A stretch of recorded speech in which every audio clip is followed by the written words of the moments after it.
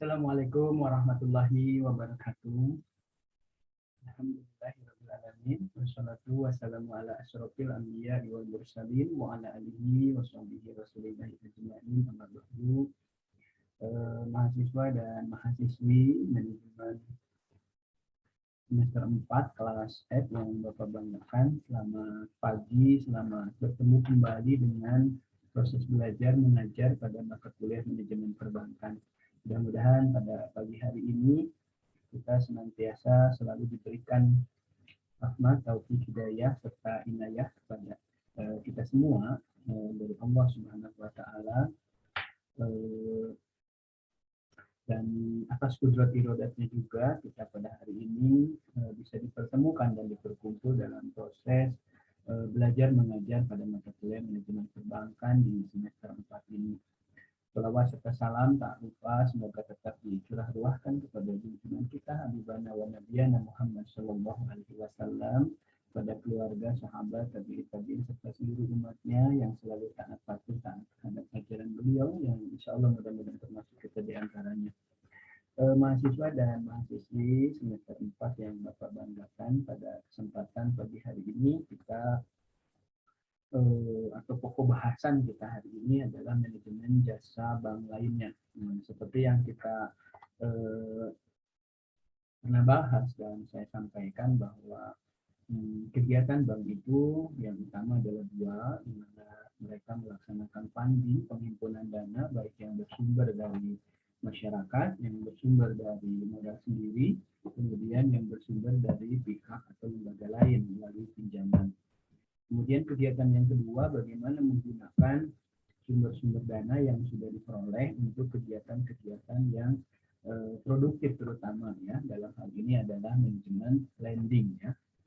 Adapun aktiva tetap ya, itu merupakan aktiva penggunaan dana yang diperuntukkan untuk menunjang jalannya lancarnya aktiva produktif atau kredit ya. Jadi sewajarnya saja, seperlunya saja. Jadi tidak perlu terlalu banyak penggunaan dana di aktiva tetap ya, karena itu akan idle, karena aktiva tetap itu tidak menghasilkan ya, hanya mendukung saja terhadap aktiva produktif. Nah, kemudian juga selain manajemen kredit ada jasa-jasa lainnya ya. Tentu saja jasa lainnya ini yang meningkatkan taraf hidup masyarakat atau konsumen, dan juga setidaknya juga punya keuntungan bagi bank itu sendiri. Nah, beberapa jasa lainnya yang kita pahami dan kita ketahui seperti fasilitas transfer antar bank atau transfer sesama bank beda wilayah, beda kota, atau bahkan transfer ke luar negeri, ada yang dengan karakter clearing ataupun RTGS dan lain sebagainya. Kemudian jasa lainnya juga penggunaan pembayaran melalui cek ya, cek mundur, biliet, giro, dan lain sebagainya. Ini merupakan fasilitas-fasilitas jasa lainnya yang digunakan dalam rangka meningkatkan taraf hidup, lancarnya transaksi perekonomian ya, termasuk juga pembayaran online bank ya. Nah, tetapi pembayaran online bank saya kira sekarang sudah banyak, jadi ya tidak masalah bagi bank juga, karena jasa lainnya tidak sekedar untuk mendapatkan profit di bank itu sendiri, tetapi sebetulnya ini adalah peran serta untuk mendukung pemerintah dalam rangka melancarkan jalannya transaksi perekonomian baik di akar rumput maupun di perekonomian besar ya. Nah, dengan adanya jalan jasa perbankan lainnya, ini memudahkan setiap transaksi, termasuk sekarang jasa bank itu termasuk dalam kapasitas mobile banking ya. Pembayaran sudah dengan mobile banking dan seluruh layanan fasilitas jasa lainnya di situ sudah ada dalam fasilitas internet banking, mobile banking, SMS banking, dan lain sebagainya ya. Sehingga jika kita ingin transfer tidak harus seperti dulu ya, RTGS, kemudian clearing datang ke kantor bank, belum ngantri, belum biaya, belum parkirnya penuh, belum biaya parkir dan lain sebagainya, dan bahkan meninggalkan pekerjaan kita Maka dengan fasilitas mobile banking kita sambil di mobil, kita sambil di perjalanan pun bisa melakukan transaksi, baik itu transfer, termasuk juga transaksi transfer virtual ya. Jadi pembelanjaan online, bayar online, beli pulsa dan lain sebagainya sudah di genggaman aplikasi mobile banking ya, hanya dalam sebuah HP saja. Termasuk juga kita bisa berbisnis, berjualan, baik itu sifatnya dropship maupun online ya, melalui digital maupun di marketing. Nah itu dalam sebuah HP virtual ya, online. Termasuk juga pembayarannya ya, jika kita ada transaksi tidak harus lantas ke ATM yang jaraknya lumayan jauh, begitu sudah jauh dengan biaya yang sudah keluar, ATM-nya rusak. Nah ini juga beberapa hal yang menghambat menjadi permasalahan, sehingga dalam perjalanannya saat ini banyak perbankan yang memperbaiki jasa-jasa lainnya dalam rangka meningkatkan taraf hidup masyarakat banyak itu melalui fasilitas banking, dan tentu saja banyak lagi jasa-jasa lainnya dari bank itu ya. Dan untuk lebih memperjelas kira-kira jasa bank lainnya apa saja yang dalam perkembangan sekarang ini berkembang dan sangat dibutuhkan pengembangan dalam perbankan, mari kita simak bersama, karena pada hari ini kelompok 6 yang terdiri dari Devi Julia Fani dengan NPM D120042666, kemudian Gina Amalia dengan NPM D120043110, kemudian Muhammad Hamzah dengan D1200438. Saya kira pada pagi hari ini sudah siap untuk memberikan penyampaian hasil diskusi dan materi kepada kita semua di kelas manajemen F ini ya, di semester 4, untuk lebih detail menjelaskan tentang jasa-jasa bank lainnya. Sedikit prolog tadi sudah saya sampaikan, mudah-mudahan bisa dapat dipahami, dan lebih jelasnya lagi mari kita simak bersama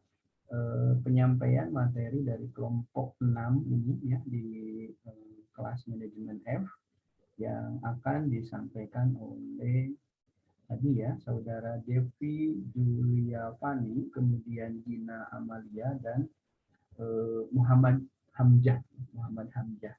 Dan saya kira untuk mempersingkat waktu, kemudian juga lebih banyak nanti mungkin di diskusi ya, jadi saya persilakan kepada rekan Devi, Gina, dan Hamzah untuk langsung saja mempresentasikan hasil diskusinya ya, Mangga.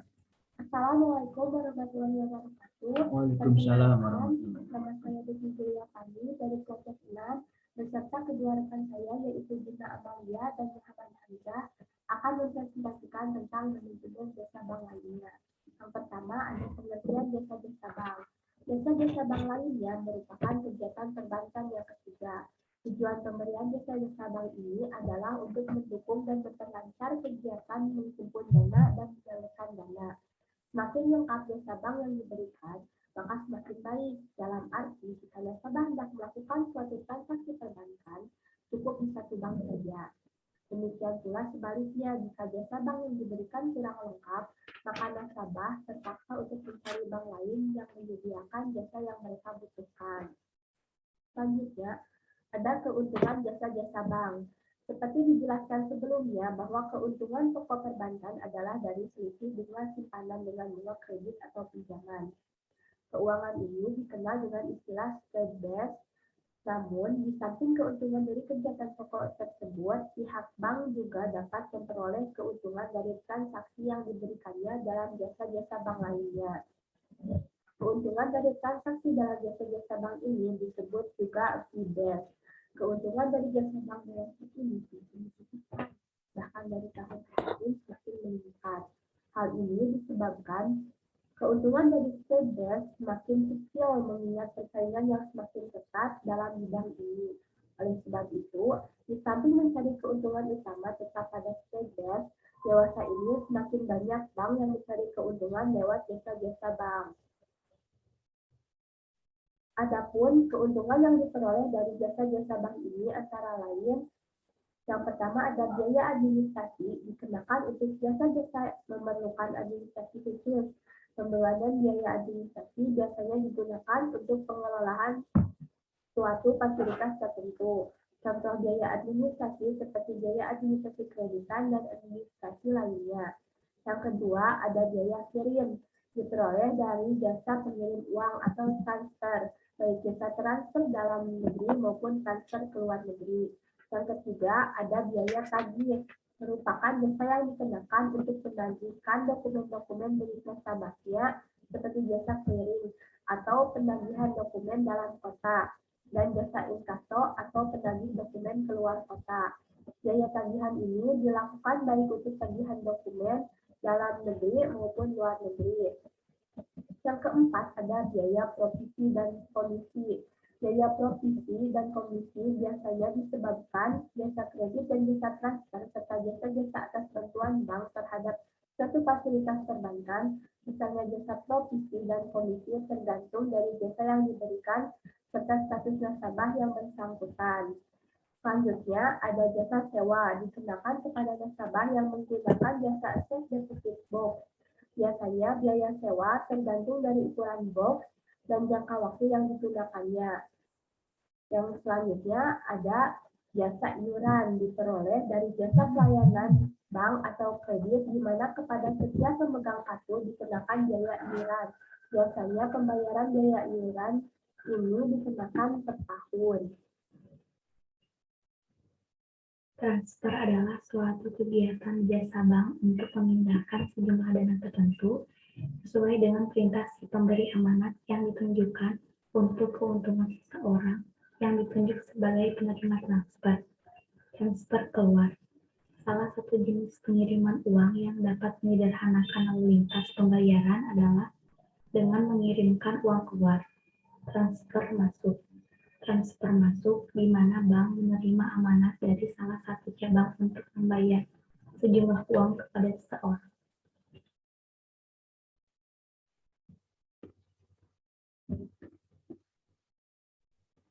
Kata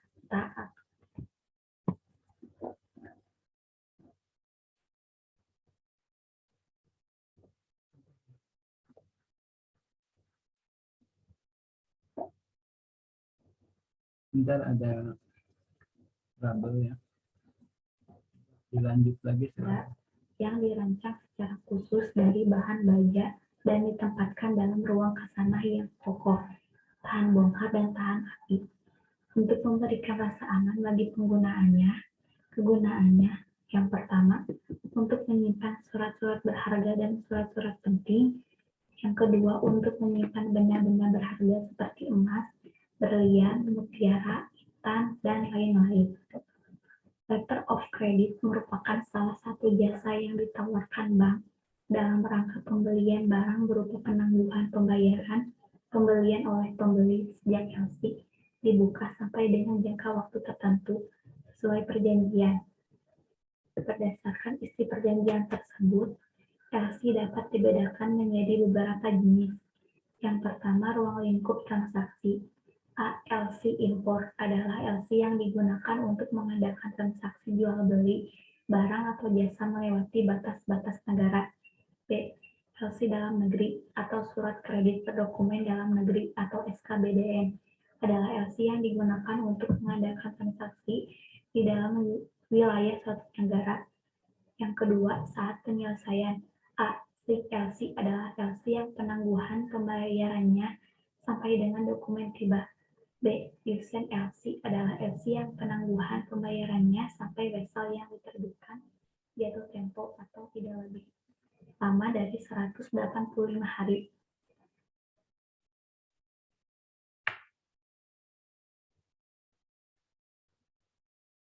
Adalah LC yang dibatalkan. Ada sedikit ini ya, permasalahan. Ya benar ya. Kita ulang lagi. Irrevocable LC adalah LC yang tidak dapat dibatalkan atau diubah secara sepihak oleh issuing bank setiap saat tanpa persetujuan binary. Pengalihan hak transferable LC adalah LC yang diberikan hak kepada binary untuk mengalihkan sebagian atau seluruh hak penerimaan pembayaran kepada pihak lain.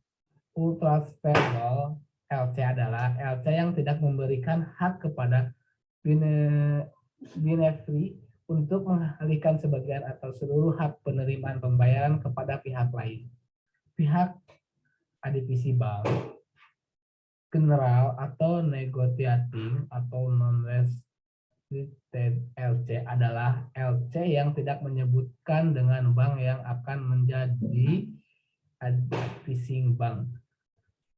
Restricted atau trading head LC adalah LC yang menyebutkan dengan tegas bank yang menjadi advising bank. Cara pembayaran kepada beneficiary standby LC adalah surat pernyataan dari pihak bank yang menyatakan bahwa apabila pihak yang dijamin nasabah bank tersebut cedera janji, maka pihak bank akan menerbitkan SIGIP LC untuk kepentingan yang menerima jaminan, yaitu beneficiary. Red Clause LC adalah LC yang memperkenalkan penarikan sejumlah tertentu uang muka oleh beneficiary. Killen Late adalah late pembayaran kepada beneficiary dapat dilakukan hanya atas dasar kwitansi atau wesel atau cek tanpa harus menyerahkan dokumen pengiriman barang. Selanjutnya ada inkaso. Inkaso merupakan kegiatan jasa bank untuk melakukan amanat dari pihak ketiga berupa penagihan sejumlah uang kepada seseorang atau badan tertentu di kota lain yang telah ditunjuk oleh si pemberi amanat. Sarana-sarana yang digunakan dalam inkaso ada cek, biliet giro, wesel, kwitansi, surat aksep, dividen, dan kupon. Demikian presentasi dari kelompok kami. Mohon maaf bila ada kesalahan. Wabillahi taufiq wal hidayah. Wassalamualaikum warahmatullahi wabarakatuh. Waalaikumsalam warahmatullahi wabarakatuh. Terima kasih rekan Devi, Gina, dan Hamzah tadi yang sudah mempresentasikan pokok bahasan kita hari ini dengan tema manajemen jasa bank lainnya. Jika kita simak tadi dari penyampaian ya, memang kayak M-Banking dan lainnya kurang dibahas ya, tetapi di sini banyak membahas tentang letter and credit ya, LC ya. Kemudian juga ternyata ada jasa lainnya itu safe deposit box ya, di mana safe deposit box ini adalah sebuah jasa yang ditawarkan dan biasanya dalam safe deposit box itu berupa berangkas besar ya, satu ruangan gitu ya, dan jasa yang ditawarkan adalah untuk menitipkan atau menyimpan beberapa surat-surat berharga dari nasabah. Tadi disebut sama siapa nih, Devi atau Gina tadi, seperti emas, permata, kemudian sertifikat BPKB jika Anda memiliki sertifikat tanah dan rumah yang banyak gitu ya, di rumah khawatir hilang, khawatir terbakar, khawatir hal-hal lainnya gitu ya. Jadi ada jasa yang ditawarkan oleh pihak perbankan itu, salah satunya adalah safe deposit box ya. Tentu saja tidak hanya sertifikat, surat-surat berharga lainnya juga boleh, seperti misalkan permata, kemudian mutiara dan lainnya juga tadi sudah disampaikan ya. Walaupun memang produk seperti ini jarang sekali ya, hanya di bank-bank di kota besar mungkin yang banyak ya, yang artinya jasa ini laku gitu ya, banyak konsumennya gitu. Di beberapa daerah mungkin hanya 1-2 ya nasabah yang menggunakan fasilitas jasa safe deposit box. Kemudian letter of credit tadi, kemudian jasa-jasa lainnya, dan tentu saja dari jasa-jasa ini perbankan juga memiliki keuntungan ya, karena dari safe deposit box itu ada biaya sewa ya. Kemudian ada tadi disampaikan ada biaya kirim ya, ada biaya kirim untuk jenis transfer, kemudian inkaso, RTGS, dan clearing ya, dan lain sebagainya, itu memperoleh jasa. Kemudian dalam pelakuan kredit karena kita menggunakan secara aspek hukum dengan notaris gitu ya. Nah, notarisnya itu dibayar ya. Nah, itu ada biaya provisi tadi ya, biaya provisi dan komisi. Dan biasanya bank juga selain dapat dari biaya provisi itu, biasanya ada komisi juga dari si notaris yang kerjasama. Karena notaris yang ingin dipakai dalam aspek hukum dalam proses kredit itu ternyata juga banyak ya, tidak hanya notaris A, B, C, D, E, F, G juga pingin, sehingga mereka biasanya melakukan sebuah konsep marketing ya, dalam arti ada promosi diskon atau cashback ya kepada bank tersebut, dan bank mengakui itu sebagai biaya komisi ya, atau pendapatan komisi ya. Nah, seperti itu. Jadi banyak sekali ternyata jasa-jasa yang, dan seiring perkembangan itu jasa ini juga berkembang. Artinya apa? Seperti inkaso, clearing, RTGS mungkin tidak terlalu diminati yang secara langsung datang ke bank ya. Sekarang sudah melalui m-banking seperti itu. Jadi beralih secara lebih banyak ke virtual sekarang ya, ke online gitu. Jadi nasabah tidak perlu datang ke sana, termasuk juga jasa pembukaan rekening online ya. Nah, artinya di perbankan itu sekarang ini minim sekali nasabah-nasabah. Bahkan tidak menutup kemungkinan nanti itu untuk pertanyaan dan bertanya tentang produk juga customer service-nya tidak harus kita harus datang ke banknya gitu ya. Jadi nanti ada layanan semacam customer service online gitu. Jadi yang bertanya akan dijawab seperti offline gitu ya. Cuma kita mungkin tidak jadi artinya secara virtual gitu. Mungkin juga yang ngomong juga ada di hadapan kita seperti hari ini Jun gitu ya. Dia menyampaikan, dan setiap apa yang disampaikan kita seolah-olah berhadapan gitu ya. Cuma kita bisa ada di rumah dan kita lagi mengerjakan beberapa hal gitu kan di rumah, dan paling tidak ada efisiensi biaya. Kita tidak berangkat ke kantor yang jaraknya jauh, parkirnya penuh, ada biaya parkir dan lain sebagainya gitu. Paling tidak ini memangkas itu. Nah, ke depan bisa jadi perkembangan jasa itu sampai seperti itu, sehingga jika bank tidak memiliki dan tidak berimprovisasi mengembangkan jasa-jasa ke arah perkembangan terbaru, maka mereka banyak ditinggalkan oleh konsumennya gitu, dan konsumen yang sudah lama dengan kita juga akan beralih ke bank sebelah ya, seperti itu. Dan tentu saja tadi disampaikan banyak sekali jasa-jasa lainnya. Tentu saja seiring perkembangan nanti juga akan banyak sekali jasa-jasa yang sifatnya baru mungkin ya bagi produk bank itu. Tetapi intinya satu hal, bahwa jasa bank itu diadakan itu dalam rangka menunjang taraf hidup masyarakat. Nah, pada saat taraf hidup masyarakat terbantu gitu, seperti sekarang transaksi yang melalui m-banking, kemudian kita nggak usah capek-capek datang ke kantor, nggak usah ngantri, nggak usah ngisi warkat, nggak usah parkir, ada biaya parkir, bahkan penuh ya karena tempatnya terlalu berjubel. Nah, ini sedikit terpangkas dengan perkembangan jasa-jasa yang sekarang beralih ke online. Itu saja mungkin tambahannya, selebihnya silakan jika ada hal-hal yang sempat dan akan didiskusikan, silakan rekan Devi, rekan Gina dan Hamzah, silakan memandu jalannya diskusi. Terima kasih dari saya juga, mohon maaf apabila ada kesalahan, kekurangan dan khilafan. Billahi taufiq wal hidayah. Assalamualaikum warahmatullahi wabarakatuh.